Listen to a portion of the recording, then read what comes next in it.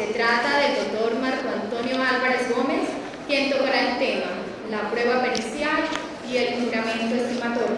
El doctor Marco Antonio es abogado de la Universidad Santo Tomás, especialista en Derecho Comercial de la Universidad de los Andes y en Derecho y Nuevas Tecnologías sobre la vida de la Universidad Externada de Colombia, magistrado de la Sala Civil del Tribunal Superior de Bogotá, miembro del Instituto Colombiano de Derecho Procesal, abogado con dedicación a la magistratura y la docencia.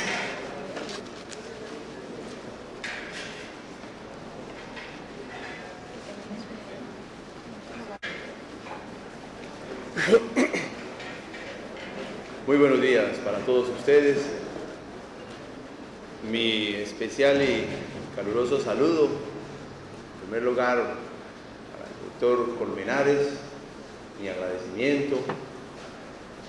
En segundo lugar, para el doctor Rodrigo Rivera, me uno a ese merecido y reconocido homenaje. Para la Universidad Libre, para la ciudad, para ustedes, para nuestros hermanos abogados y estudiantes de la República Bolivariana de Venezuela, para todos ustedes que son gustosos del derecho. Me ha sido asignada la tarea de hablar de dos medios probatorios que están íntimamente vinculados, y por razón de lo que voy a decir, debo, en primer lugar, destacar el entorno en el que estos dos medios probatorios han comenzado, digámoslo así, a remozarse, a repotenciarse. Tal vez uno de los derechos constitucionales que ha ido cobrando más fuerza en los últimos años es el derecho a la prueba. El derecho a la prueba ya no visto como ese tratamiento mecánico de los medios de prueba, cómo se presenta la prueba, cómo se valora la prueba, sino como ese derecho humano que es inherente debido a la garantía constitucional al debido proceso. Toda persona tiene derecho a la prueba. Un derecho que se materializa, según los entendimientos tradicionales, en el derecho a aportar pruebas, el derecho a pedirlas, el derecho a contar con un escenario probatorio, un escenario para recaudarlas, un derecho igualmente, y esto para nosotros o para algunos de nosotros es también esencial, el derecho a que el juez sea protagonista de la prueba. Yo sé que en esto hay unas escuelas, yo no me voy a detener en ellas, pero yo personalmente soy partidario de concebir el derecho a la prueba también como un derecho a que el juez sea protagonista de la prueba, no simplemente un observador de la manera como se practica y como se presenta la prueba, sobre todo en sociedades tan terriblemente desigualitarias como las nuestras. Oído, pero derecho a la prueba también entendido como un derecho que exige que se facilite, que se le facilite al ciudadano acceder al medio probatorio. El derecho probatorio no podemos negarlo que es un derecho protocolario, un derecho de formas, cosa que usualmente no se entiende o muchas personas no entienden. Permítanme hacer una breve referencia sin que me vaya a quedar ahí. Por ejemplo, ahora que la Corte Suprema de Justicia ha descartado la eficacia probatoria de los computadores del señor Reyes, ha sido objeto de muchas críticas. Yo no me voy a detener a razonar en torno a si las críticas son o no fundadas, pero lo que sí es cierto, lo que sí creo firmemente es que solo las generaciones futuras van a entender la importancia, la valía de ese tipo de determinaciones, porque una sociedad tiene que entender que la búsqueda de la verdad tiene fronteras, que la verdad no justifica cualquier tipo de expresión probatoria. El derecho procesal desde hace mucho tiempo le ha puesto fronteras a la búsqueda de la verdad. Por ejemplo, el mismo plazo de duración de los procesos que hoy tanto cuestiona. Esa es una manera de ponerle límites a la búsqueda de la verdad. La exclusión del conocimiento privado del juez es una manera de decir, allí hay un límite al conocimiento, a la búsqueda de la verdad. Y el establecimiento de formas probatorias también es una manera de decir la verdad, sí, pero no a cualquier costo. En el derecho colombiano, desde hace varios años, e igualmente hoy, a propósito del proyecto de Código General del Proceso, se viene facilitando, creo yo, en buena medida, el derecho a la prueba. Hoy en día, creo yo, probar es fácil. Tal vez no nos hemos dado cuenta de eso, pero probar hoy en el derecho procesal colombiano es fácil. Permítanme colocarlo de una manera sencilla. Si yo quiero unos testigos, yo no tengo que pedirle al juez los testigos. Yo perfectamente puedo decirle a los testigos, escríbanme lo que ustedes tienen que decir, escríbanmelo en un papel, en un documento. Y esos testimonios, ahora convertidos en documentos, se los llevo al juez. Si la parte contraria no me dice nada, ya tengo la prueba, ya tengo pruebas. Si la parte contraria me dice ratifíquenos, listo, me vengo y hago testimonio. Pero si la parte contraria no dice nada, ya tengo los testimonios vía documento. El profesor Hernán Fabio nos hablará de la prueba documental y yo no me voy a detener en ella. Pero hoy por hoy en Colombia hay una presunción general de autenticidad de los documentos, originales, copias, etcétera. Solo hay una excepción, para mí afortunada, la de los documentos de dispositivos emanados de terceros o los representativos. Pero lo demás se presume auténtico. No me voy a detener en los fundamentos de eso, pero quiero destacar la inmensa facilidad de probar. La confesión. Las normas que se han proferido en Colombia y las que esperamos que se profieran fortalecen mucho el tema de la confesión ficta a partir de la imposición de ciertos deberes de comportamiento en el proceso. Usted, señor demandante o señor demandado, pide que el juez actúe, perfecto, vaya a la audiencia, ¿no va? Entonces presumimos ciertos los hechos susceptibles de confesión. Y caigamos en las pruebas que me han sido asignadas. ¿Usted quiere pedir perjuicios? Claro, cuantifíquelos, júrelos. Yo, Estado, le creo. Eso es prueba. Usted con su juramento hace prueba. ¿Prueba de qué? Prueba del monto de los perjuicios, prueba de la cuantía de las mejoras, prueba de los frutos, por ejemplo.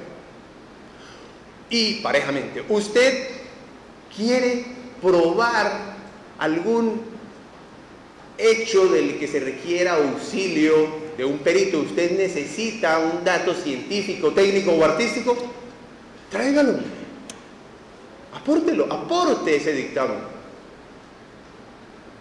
Permítanme simplemente hacer una regresión al pasado. Hasta no hace muchos años, si yo quería un testigo, tenía que llevarlo. Tenía que suplicarle al testigo que fuera, tenía que pedirle al juez que lo decretara, que lo citara.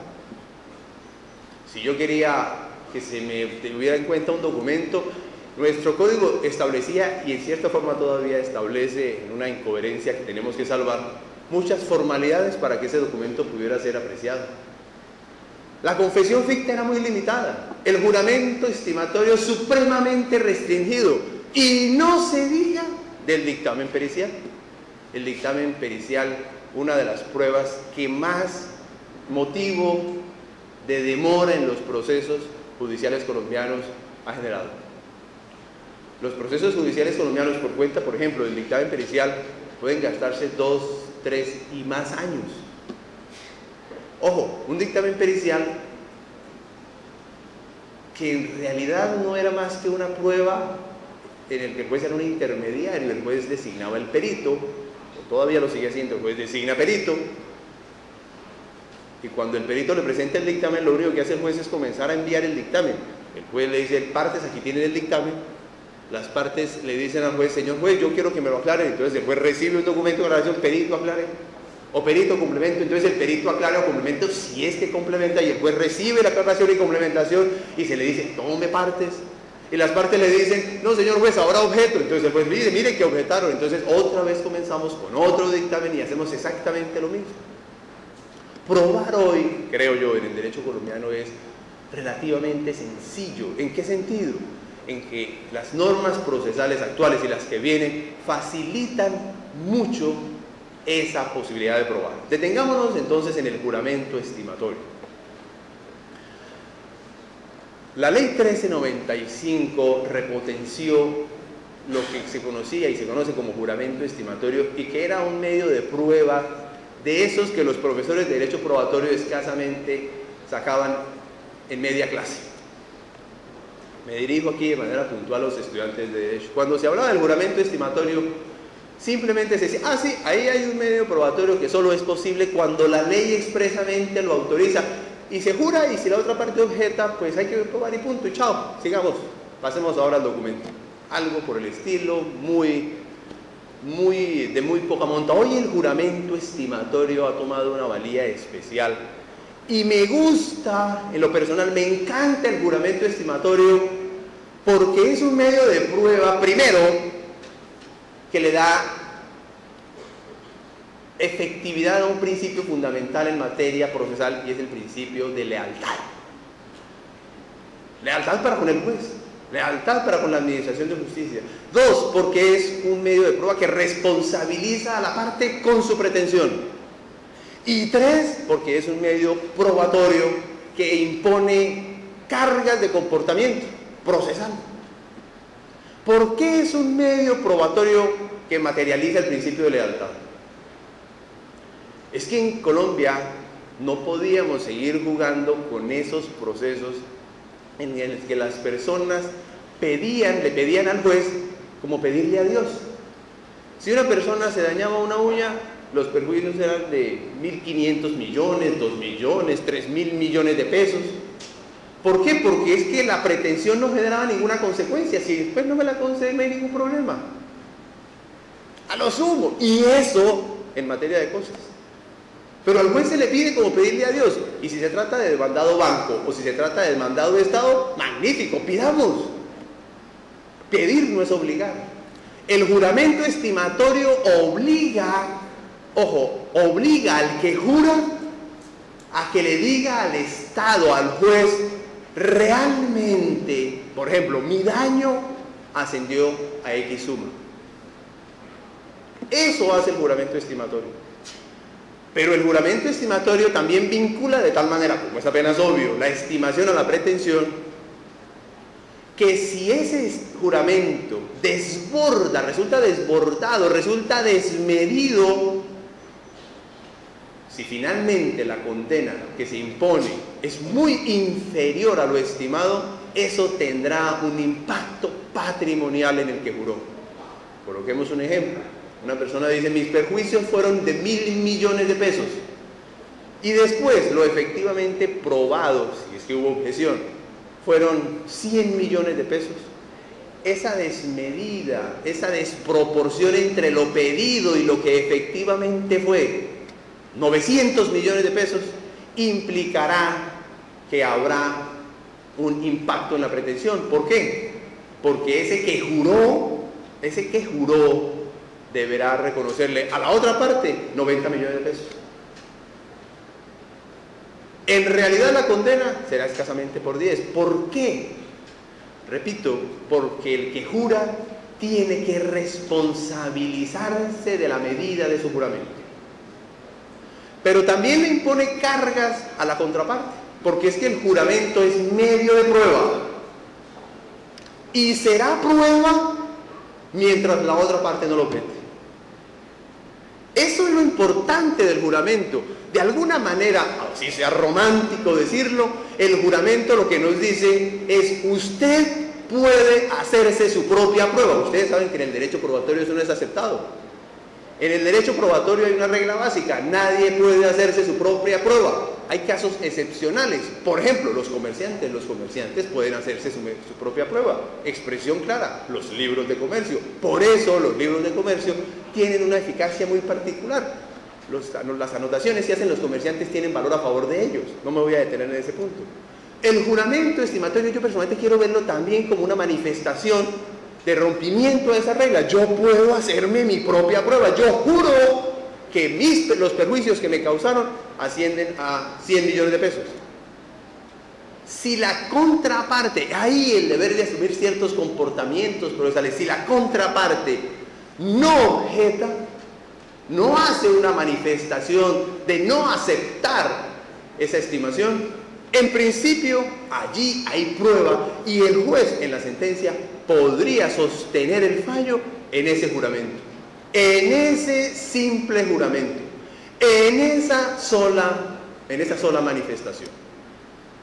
Desde luego,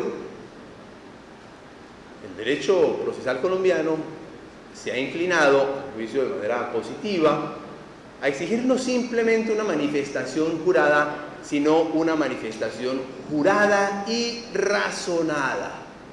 Quien jura no solo debe jurar y cuantificar mejoras, frutas, perjuicios, lo que sea, sino que debe explicar el porqué. Pero como el proceso es un escenario de comunicación, en el que intervienen múltiples sujetos, el que objeta también entonces tiene que dar una explicación, es decir, tiene que explicar las razones por las cuales objeta.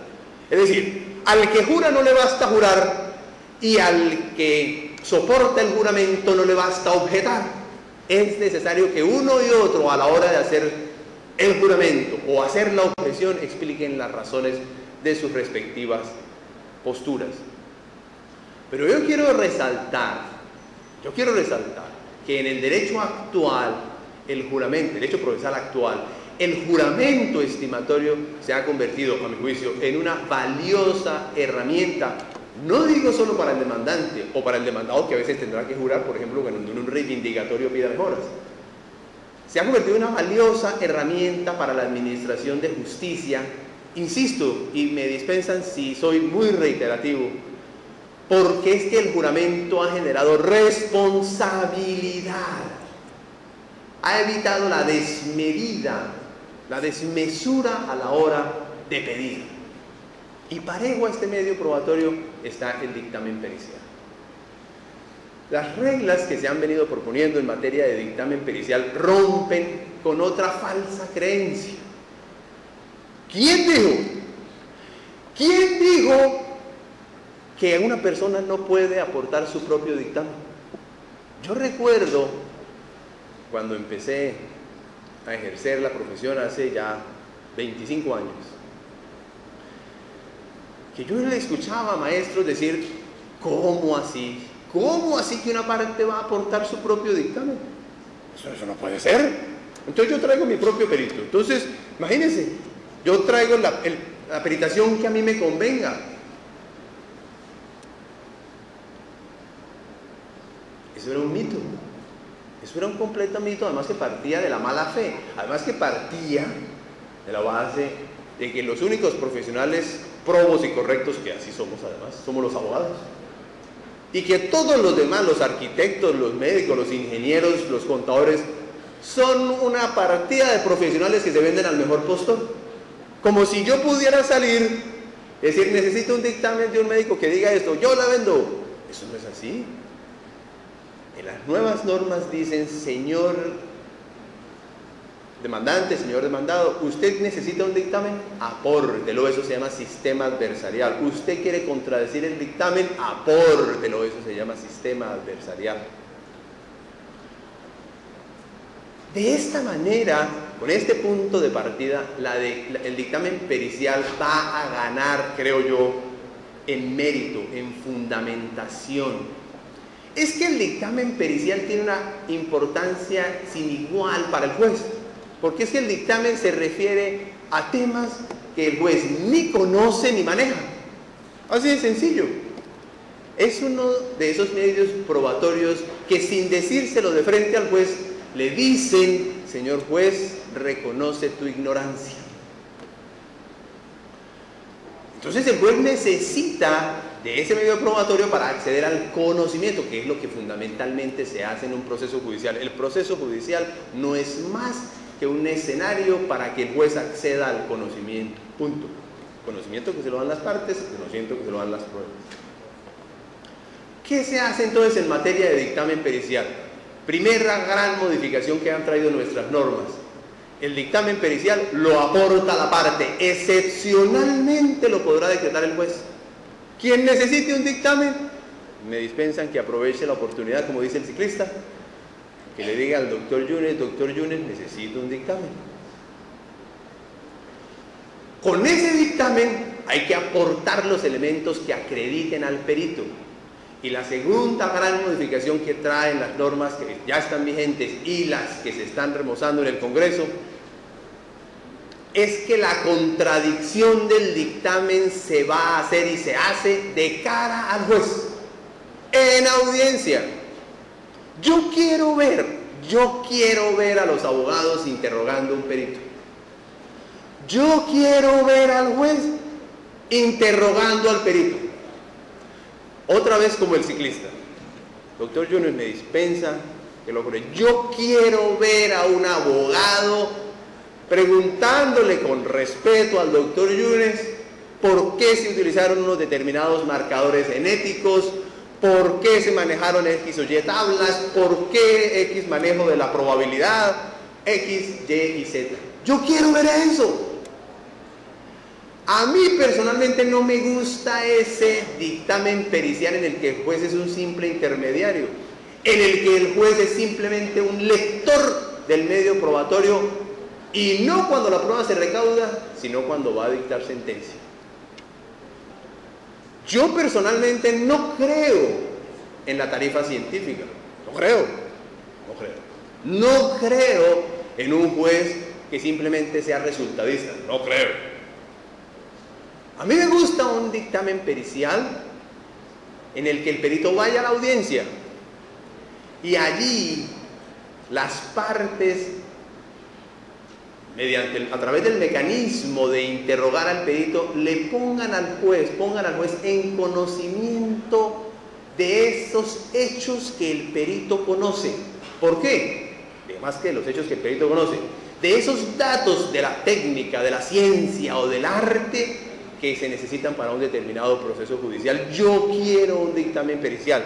Dispénsenme si hablo en primera persona. Me gusta un dictamen pericial en el que el juez se forme un conocimiento a partir de la discusión que sobre la prueba se dé de cara al juez en una audiencia. Eso es lo que se persigue a través de las nuevas reglas del dictamen pericial.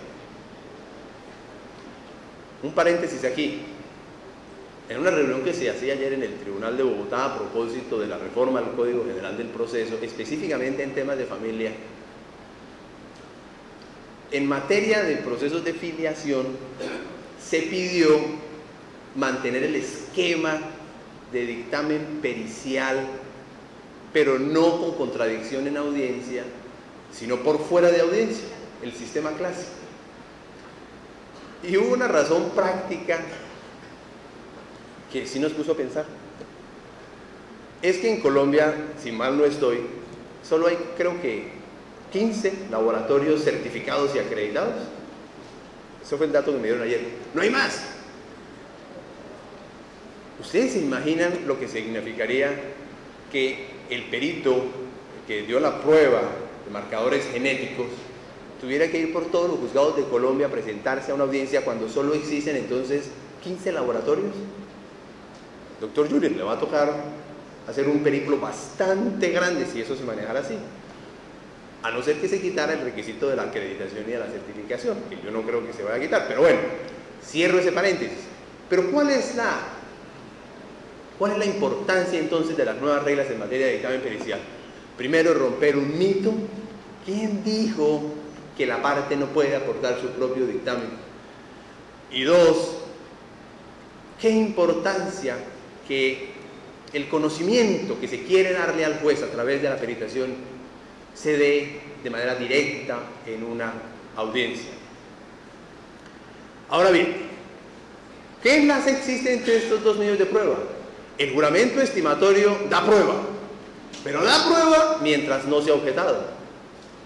Lo que quiero significar es que el juramento estimatorio debe ir respaldado de unas pruebas, de una petición de pruebas o de unas pruebas que ya estén aportadas. El dictamen pericial aportado por la propia parte que jura es el mejor respaldo para la afirmación que hace, la afirmación jurada que hace demandante o demandado.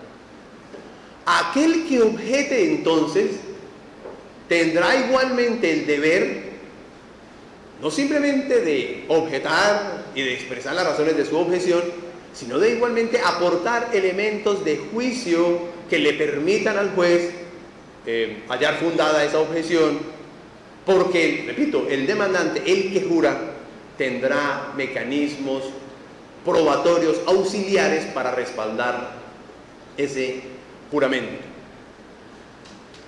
Como una tercera cuestión que maneja o que rompe las reglas probatorias en materia de dictamen pericial es que se acabó también el mito de la objeción por error grave. Cuando la ley 1395 dijo el dictamen pericial no es objetable por error grave, muchos abogados se rasgaron las vestiduras. Dijeron, en Colombia se dañó la prueba pericial. ¿Cómo es posible que un dictamen pericial no se pueda objetar por error grave?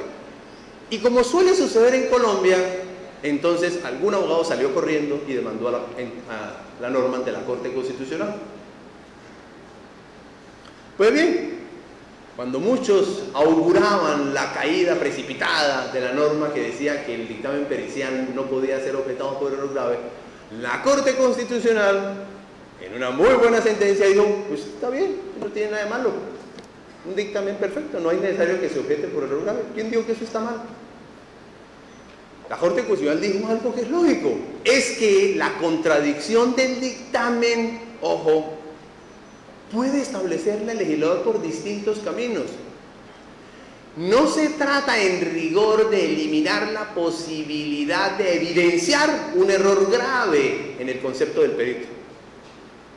Lo que pasa es que ese error grave lo evidenciaremos a través de ¿qué? Del interrogatorio al perito. Será a través de un interrogatorio como la persona que cuestiona el dictamen evidencie esa equivocación garrafal, esa equivocación evidente del perito en lo científico, en lo técnico o lo artístico. Lo que pasa es que el mecanismo previsto por la ley de manera clásica de un traslado, para que en ese traslado se hiciera esa manifestación, lo que provocaba un escenario probatorio adicional, eso es lo que cambia, eso es lo que lo elimina. El proceso penal nos aportó ya una experiencia que teníamos que tener en cuenta. En el proceso penal, el dictamen se practica vía reglas de testimonio cruzado. Lo primero que se hace es acreditar al perito, como corresponde, y luego sí entrar al recaudo propiamente de la prueba. El derecho procesal civil le ha hecho algunas modificaciones, pero fundamentalmente, repito, rescata el tema de la contradicción, de la práctica y contradicción del dictamen a través de las mismas reglas del testimonio. De manera pues que con este nuevo escenario en materia de juramento y de dictamen pericial, pero por favor, sin perder de vista el conjunto de normas que hablan también de nuevas disposiciones en materia de pruebas, de prueba documental, en materia de confesión ficta, en materia de inspección judicial. Una inspección judicial que ya no será tan judicial, porque hoy quien quiera, que eso a partir del 1 de octubre estará vigente en varios distritos judiciales de Colombia y con el Código General del Proceso se generalizará. Hoy el que quiera aportar dijéramos, lo que es objeto de una inspección, simplemente puede coger una cámara, grabar lo que tienen que grabar y llevárselo al juez, y esa es la inspección judicial. Cuando yo miro, he visto caras como las que he visto acá, donde se miran, ¿cómo así? Tan raro. Señores, se volvieron locos. ¿Y por qué no? yo sé que una de las cosas más agradables que uno tenía como juez era cuando uno tenía inspección judicial en una pertenencia. Yo sé que el doctor Hernán Fabio también tiene que acordarse de eso. Cuando uno tenía una inspección judicial en una pertenencia era muy rico porque era con sancocho, de gallina, uno iba, lo tenía muy rico. Ay, la inspección era cosa buena, ¿cierto, doctor Alfredo? Pues eso hay que acabarlo. ¿Por qué? Porque el mundo cambió. El mundo cambió. El mundo cambió y hoy existen muchos mecanismos para que eso que el juez va a ver se lo traigan, para que lo vea en forma diferente, no diferente, lo mismo, pero a través de una grabación, etc. ¿Cuál es la idea entonces? El derecho probatorio sigue siendo y tiene que seguir siendo un derecho protocolario. En el derecho probatorio hay que respetar las formas. La prueba sí, pero no de cualquier manera. El exceso de formas aleja la verdad. El exceso de reglas aleja la verdad. Lo que se ha hecho con las últimas reformas en Colombia es, de alguna manera, facilitar el acceso a la prueba, quitando formas innecesarias y haciendo del escenario probatorio un escenario muchísimo más expedito, de mejor ambiente. La oportunidad llegó, tenía que llegar.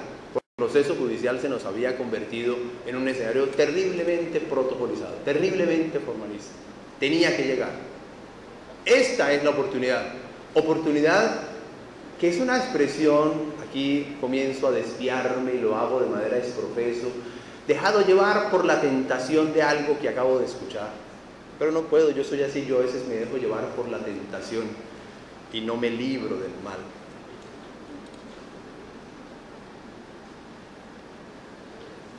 La oportunidad es necesaria siempre. No todo tiene que ser pertinente. Una cosa puede ser muy pertinente, puede ser muy necesaria, pero siempre tiene que ser oportuna. En Colombia, 75 congresistas han sido enjuiciados, muchos de ellos condenados.